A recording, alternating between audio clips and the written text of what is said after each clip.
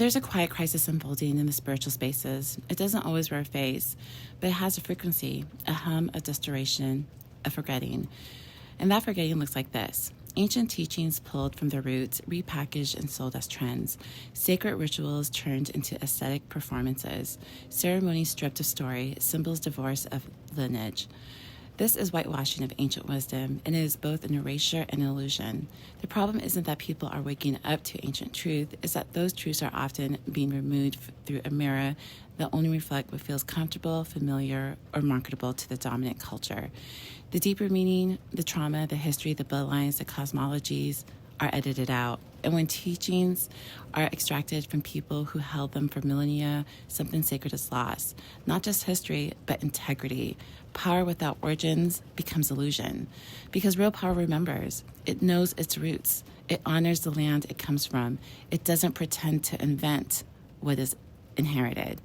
Too often, we see manifestation teachings unmoored with karmic law, ayahuasca ceremonies run without elders, any songs, or permission, yoga taught like a fitness routine with Sanskrit scrubbed clean, Kemetic, which is Egyptian wisdom, whitewashed and sold as Egyptian spirituality with no acknowledgement of Africa.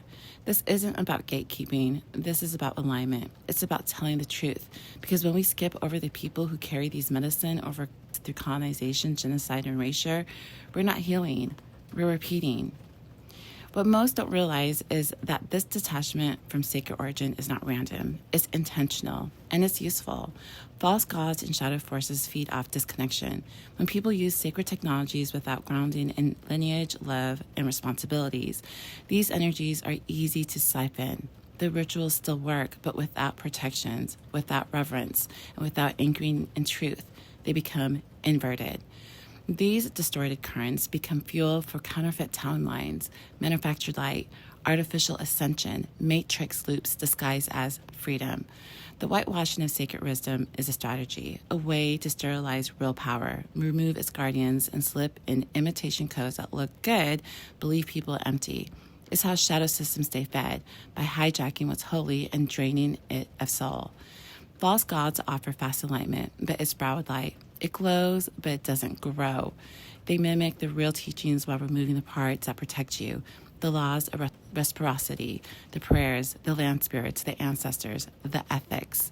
And in doing so, they turn wisdom into a weapon and worst, a brand. We're not here to play dress up with divinity. We are here to return it to wholeness.